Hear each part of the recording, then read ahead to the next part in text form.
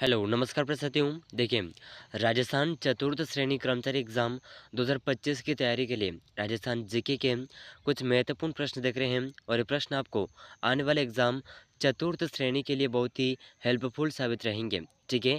तो ये प्रश्न बहुत ही महत्वपूर्ण रहने वाले हैं, एक भी प्रश्न को मिस मत करिएगा। और देखिए, इन सभी प्रश्नों का आंसर आपको साथ ही साथ कमेंट करने हैं ताकि ये प्रश्न आपको कंठस्थ याद हो सके। ठीक है?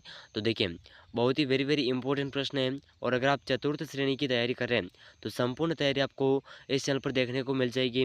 तो अगर आप चैनल पर पहली बार आए हैं तो चैनल को सब्सक्राइब जरूर कर लीजिएगा। ठीक है, चलिए तो आज का महत्वपूर्ण प्रश्न आपके सामने है, बहुत ही शानदार क्वेश्चन। वालर नृत्य किस जनजाति का प्रमुख नृत्य है? तो देखिए साथियों, राजस्थान का जो वालर नृत्य है ये कौन सी जनजाति का प्रमुख नृत्य है, ये इस क्वेश्चन के अंदर पूछा गया है। ठीक है, तो ऑप्शन 1 है मीणा जनजाति, ऑप्शन 2 है कंजर जनजाति, ऑप्शन 3 है गरासिया जनजाति, ऑप्शन 4 है डामोर जनजाति। तो देखिए साथियों, इन चार ऑप्शन में से इस प्रश्न का सही आंसर हो जाएगा वालर नृत्य गरासिया जनजाति का प्रमुख नृत्य है। ठीक है, तो ऑप्शन सी बिल्कुल करेक्ट आंसर हो जाएगा। और गरासिया जनजाति का जो ये नृत्य है, ठीक है, ये नृत्य किस अवसर पर किया जाता है अगर पूछा जाए तो यह नृत्य होली के अवसर पर किया जाता है। ठीक है, होली के अवसर पर यह नृत्य किया जाता है। तो वेरी वेरी इंपॉर्टेंट प्रश्न है, ज़रूर याद रखिएगा। ठीक है, चलिए अगला प्रश्न, क्वेश्चन नंबर 2, बहुत ही शानदार क्वेश्चन है।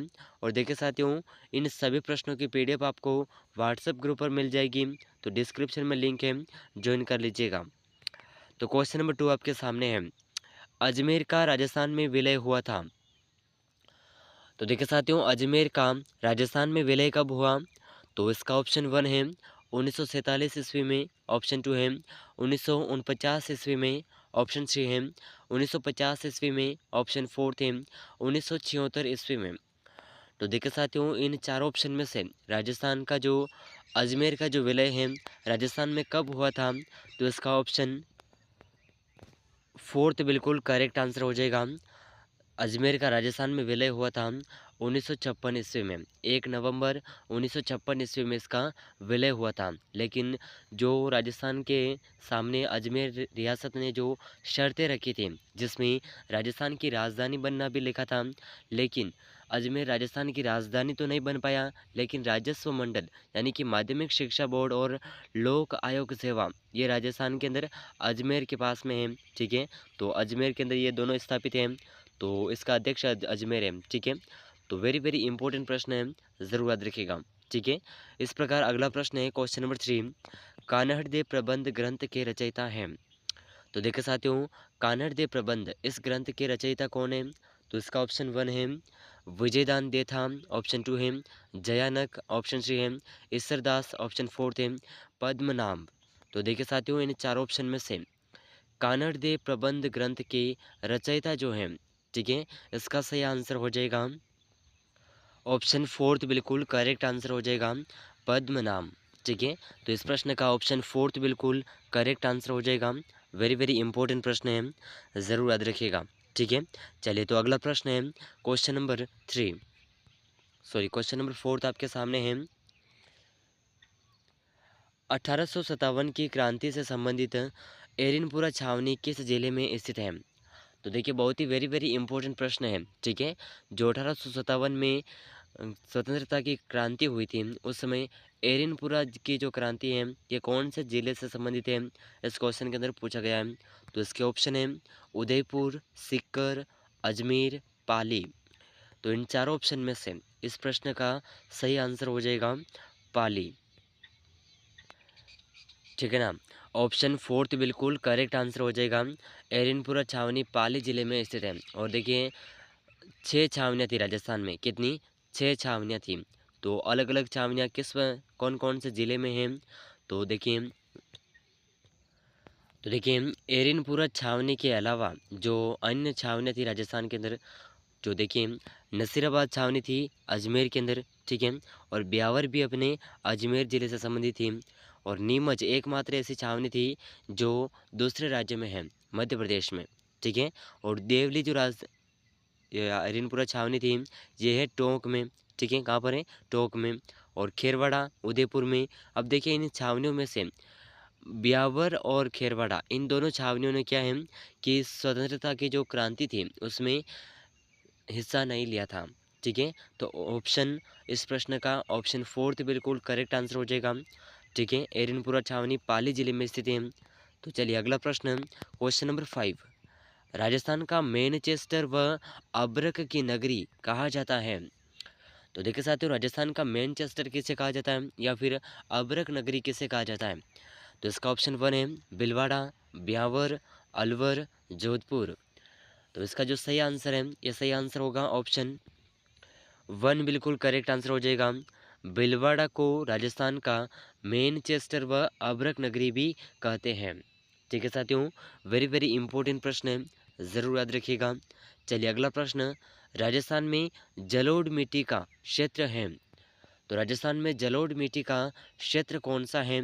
तो इसका ऑप्शन 1 है बीकानेर और जोधपुर, बाड़मेर और जैसलमेर, कोटा और बूंदी, भरतपुर एवं अलवर। तो देखिए इन चार ऑप्शन में से राजस्थान में जलोढ़ मिट्टी का जो क्षेत्र है ये है ऑप्शन फोर्थ भरतपुर व अलवर।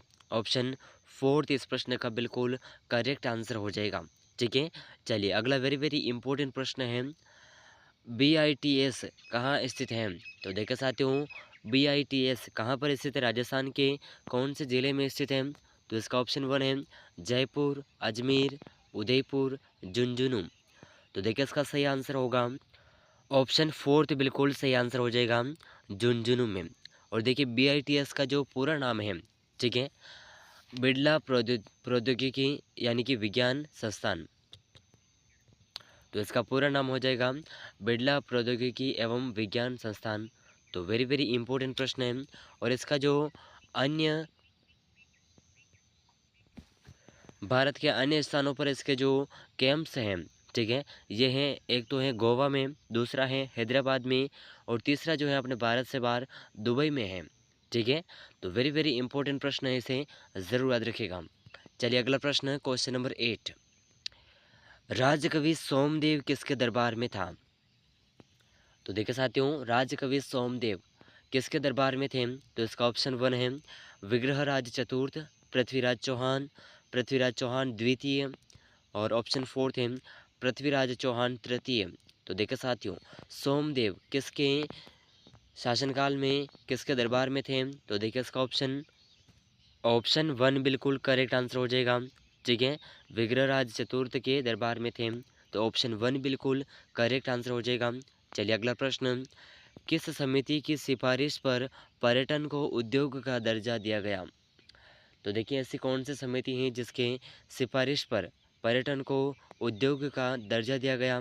तो देखिए इसका ऑप्शन 1 है अशोक मेहता समिति, हनमुन हनमुनतिया समिति, मोहम्मद यूनुस समिति, जीवी मावलकर समिति। तो देखिए साथियों, इस प्रश्न का आंसर हमने जो पूर्व में क्लासेस की थी उसमें कुछ पूछा गया था, और उसके अलावा हमने विस्तार से बताया था कि इस समिति का जो संबंध है इस प्रस्ताव से है। तो अगर आपने उस प्रश्न को ध्यान से पढ़ा था तो इसका आंसर आपको अवश्य आता होगा। ठीक है, तो इसका आंसर आप कमेंट ज़रूर करिएगा, वेरी वेरी इंपॉर्टेंट प्रश्न है। तो इसका प्रश्न 10 का आंसर आप कमेंट ज़रूर करिएगा। ठीक है, तो वैसे इस समिति का जो ये प्रस्ताव है कब पारित हुआ था।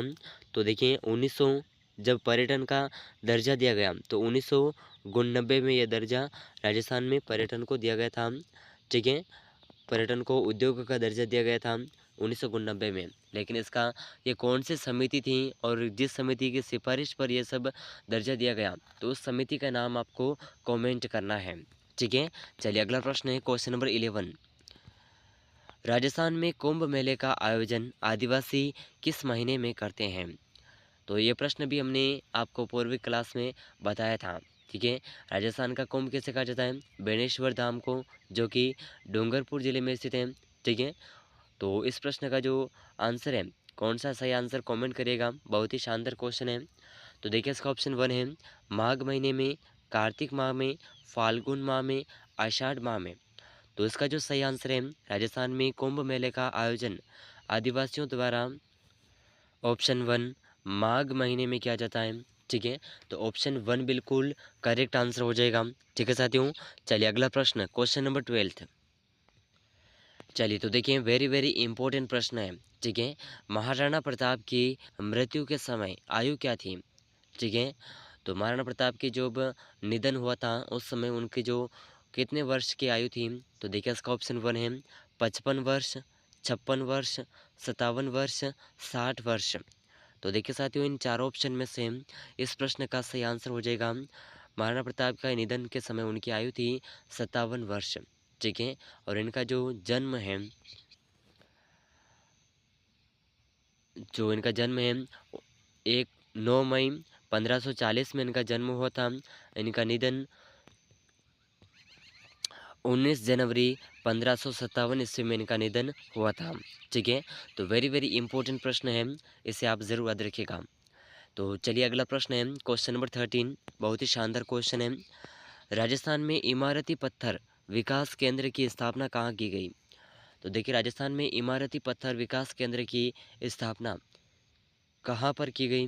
तो इसका ऑप्शन 1 है सीतापुरा, जयपुर, किशनगढ़, अजमेर, उदयपुर और राजसमंद। तो देखिए, इन चार ऑप्शन में से जो इस प्रश्न का सही आंसर है, ठीक है, राजस्थान में इमारती पत्थर विकास केंद्र की स्थापना ऑप्शन 1 सीतापुरा, जयपुर में की गई और इसकी स्थापना का सन है 1998। ठीक है, वेरी वेरी इंपॉर्टेंट प्रश्न है। इसका सन है 1998 में राजस्थान में इमारती पत्थर विकास केंद्र की स्थापना सीतापुरा, जयपुर में की गई थी। तो वेरी वेरी इंपॉर्टेंट प्रश्न है, ज़रूर याद रखिएगा। चलिए अगला प्रश्न, क्वेश्चन नंबर 14। बहुत ही शानदार क्वेश्चन है। रावचंद्र सेन तथा अकबर की पहली भेंट कहाँ हुई? तो देखिए, राजस्थान के अंदर जो अपने चंद्रसेन थे मारवाड़ के, और अकबर, इन दोनों की पहली भेंट कहाँ पर हुई थी? तो इसका ऑप्शन 1 है अजमेर, नागौर, मेड़ता, शिवाना। तो देखिए, इसका सही आंसर होगा रावचंद्र सेन और अकबर की नागौर में हुई थी। ठीक है, ऑप्शन बी बिल्कुल सही आंसर होगा। और देखिए, नागौर के ये उस समय के राजा थे। 1500 इनका जो राज्याभिषेक है 1562 से 1583 ईस्वी तक रहा था। ठीक है, और इन्होंने अकबर के खिलाफ 20 वर्षों तक इन्होंने युद्ध किया था। और महाराणा प्रताप के साथ इन्हें महाराणा प्रताप का अग्रगामी भी कहा जाता है। ठीक है, और मारवाड़ के इतिहास में इन्हें भोला बिसरा राजा भी कहते हैं, क्योंकि ये मारवाड़ में अधिकतम कम समय बिताया था, क्योंकि ये 20 साल तक युद्ध में लड़े रहे। तो अब आप सोचिए कि 20 साल में कितना कुछ लोग बोल सकते हैं। ठीक है, तो इसके अलावा इन्हें रावचंद्र सेन को मारवाड़ का प्रताप भी कहा जाता है। ठीक है, तो मारवाड़ का प्रताप भी इन्हें कहा जाता है। तो वेरी वेरी इंपॉर्टेंट प्रश्न है, ज़रूर याद रखिएगा। ठीक है, चलिए अगला प्रश्न, क्वेश्चन नंबर 15। राजस्थान राज्य सहकारी क्रय विक्रय संघ का संक्षिप्त नाम क्या है? तो देखिए, राजस्थान सहकारी संघ, इसका जो क्रय विक्रय का संघ है, इसका संक्षिप्त नाम यानी कि छोटा नाम कौन सा है? तो इसका ऑप्शन 1 है कॉनफेड, स्पिनफेड, ऑप्शन 3 है नेफेड, ऑप्शन 4 है राजफेड। तो इसका सही आंसर हो जाएगा ऑप्शन 4 राजफेड इसे कहा जाता है। ठीक है, तो इस प्रश्न का ऑप्शन 4 बिल्कुल करेक्ट आंसर हो जाएगा। ठीक है साथियों, चलिए अगला प्रश्न, क्वेश्चन नंबर 16। बहुत ही शानदार क्वेश्चन है। राजस्थान के किस जिले में सबसे पहले वनस्पति घी का कारखाना स्थापित किया गया? तो राजस्थान का ऐसा कौन सा स्थान है जहाँ पर सबसे पहले वनस्पति घी का कारखाना स्थापित किया गया? तो इसका ऑप्शन 1 है कोटा, भिवाड़ी, जयपुर, भीलवाड़ा। तो देखिए, इन चार ऑप्शन में से इस प्रश्न का सही आंसर हो जाएगा ऑप्शन 4 भीलवाड़ा में वनस्पति घी का कारखाना स्थापित किया गया था। ठीक है, और इसका सन है 1964 ईस्वी। ठीक है साथियों, वेरी वेरी इंपॉर्टेंट प्रश्न है, ज़रूर याद रखिएगा। ठीक है, चलिए अगला प्रश्न, क्वेश्चन नंबर 17। बहुत ही शानदार क्वेश्चन है।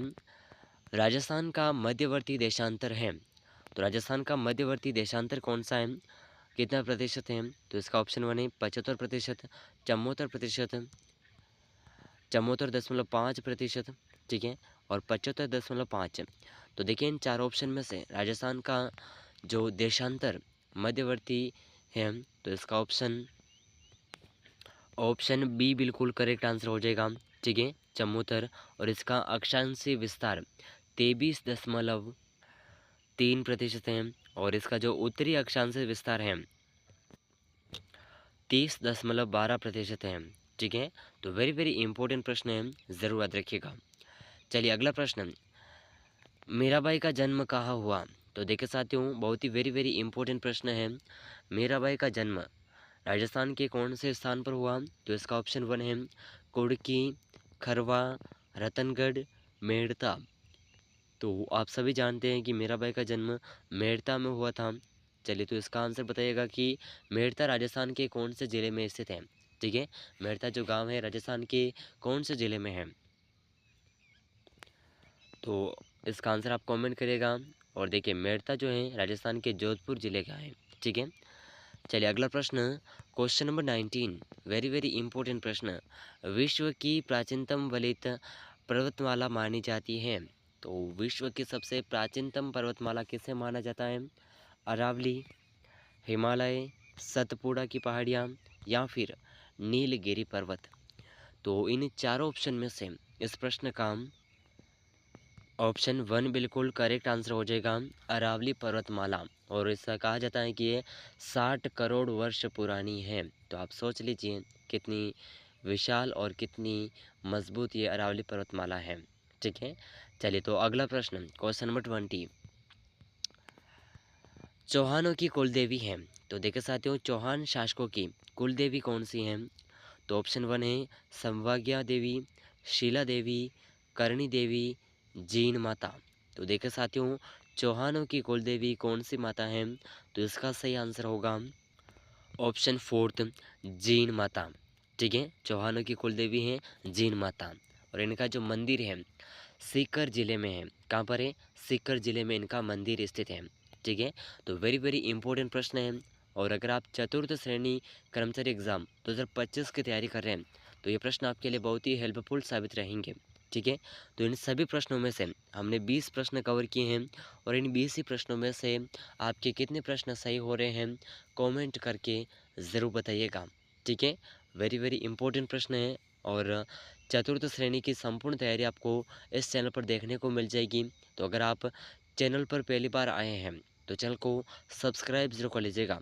ठीक है, चतुर्थ श्रेणी के जो हम महत्वपूर्ण प्रश्नों की क्लासेस रोज़ाना कवर कर रहे हैं, यानी कि पीडीएफ आपको डिस्क्रिप्शन में व्हाट्सएप ग्रुप का लिंक है, तो व्हाट्सएप पर आपको इसकी पीडीएफ भी मिल जाएगी। तो व्हाट्सएप ग्रुप को ज्वाइन जरूर कर लीजिएगा। ठीक है, वेरी वेरी इंपॉर्टेंट प्रश्न है। और रोज़ाना महत्वपूर्ण प्रश्नों की क्लासेस के लिए इस चैनल पर करवाई जा रही सभी क्लासेस को ज्वाइन ज़रूर करते रहिएगा। ठीक है, और इस क्लास को अपने दोस्तों के साथ शेयर ज़रूर करिएगा, बहुत ही महत्वपूर्ण प्रश्न है। तो मिलते हैं अगले महत्वपूर्ण प्रश्नों के साथ में, तब तक के लिए जय हिंद, जय भारत।